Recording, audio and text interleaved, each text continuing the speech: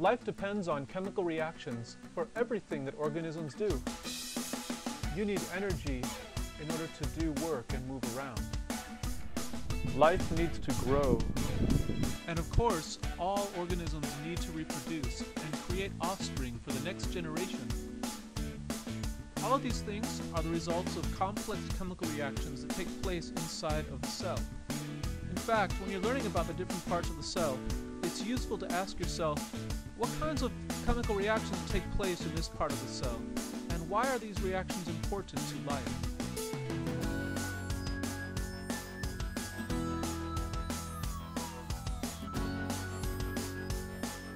Every cell has a cell membrane, a boundary which determines what is part of the cell and what is not part of the cell. A cell membrane is semi-permeable. This means that not everything will pass through it. It lets some things in and it keeps some things out. Darn! When you look at the cell membrane, it might seem like a very complicated structure. It is complicated, however, the way it works is really quite simple. You'll notice these phospholipids, these orange molecules that look like a lollipop with two sticks. Let's take a look at how they work. A phospholipid has a phosphorus head and two lipid tails. Lipids are basically oils and fats. So the head is attracted to water. It's said to be hydrophilic. And the tails, being oil lipids, are repelled by water. They are hydrophobic. So you've got water on both the outside of the cell and on the inside of the cell. And so you'll have your phospholipids which will turn their heads towards the water on both the inside of the cell and on the outside, creating a bilayer or two layers of phospholipids. Meanwhile, the hydrophobic tails will turn away from the water and stay safely nestled between the hydrophilic heads. Now you'll see the phospholipid bilayer with the hydrophilic heads and the hydrophobic tails in the middle. You'll also notice a number of proteins and carbohydrates that are sticking through the cell membrane. These are important and we'll be talking about them in a future video. In the meantime, there are a few things you should know right now.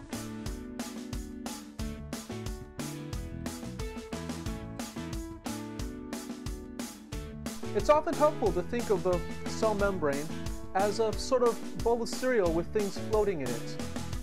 This cookie here, this piece of chocolate represent proteins that are sticking up through the phospholipid bilayer. They can move through the layer, and of course as they do, the phospholipids part ways for them and then close up space behind them. In this way, the overall surface is never disturbed. So you've got a mosaic of different items floating on the phospholipid bilayer. This mosaic is fluid, it's constantly changing. And so for this reason, scientists call it a fluid mosaic.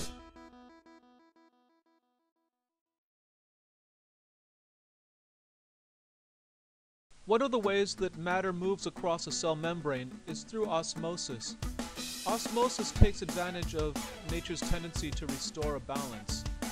If you've got a semi-permeable membrane, such as a cell membrane here, as I'm outlining in red, imagine that on one side there are a lot of ions dissolved in liquid, and on the other side there are relatively few. Water will be attracted to these ions, and therefore the water will flow across the permeable membrane from the area of relatively clean water over to the area where there's more dissolved ions in the water. This is called osmosis. Likewise, if there is a relatively low concentration of ions inside the cell, but there was more salt or more dissolved ions outside the cell, water would flow across the semi-permeable membrane out of the cell into the water until the balance was equal on both the inside and the outside of the cell.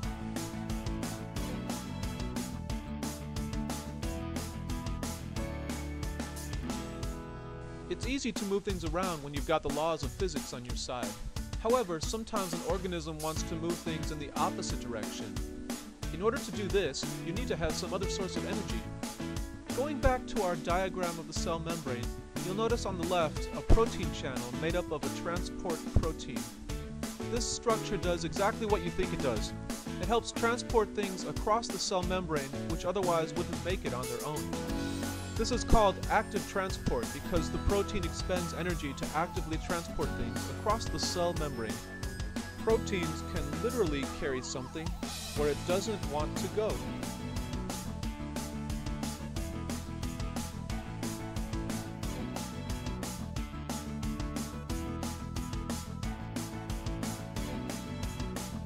It's easier to understand cells if you know how we classify living organisms. Life is divided into three major domains, and the first of these domains were the Archaeans. Archaeans were the first living creatures on Earth, and the word archae means old, as in archaeology.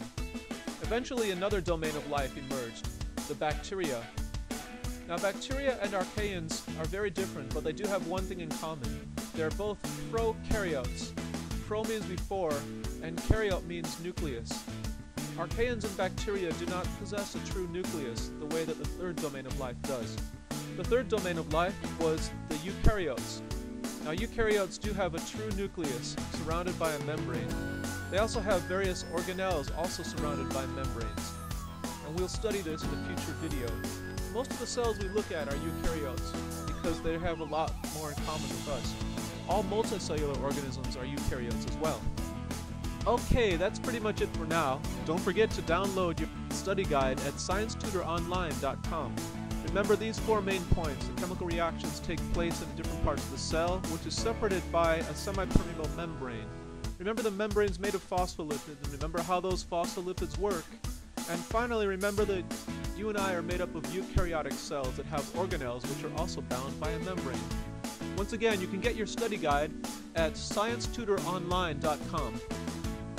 Thanks for watching.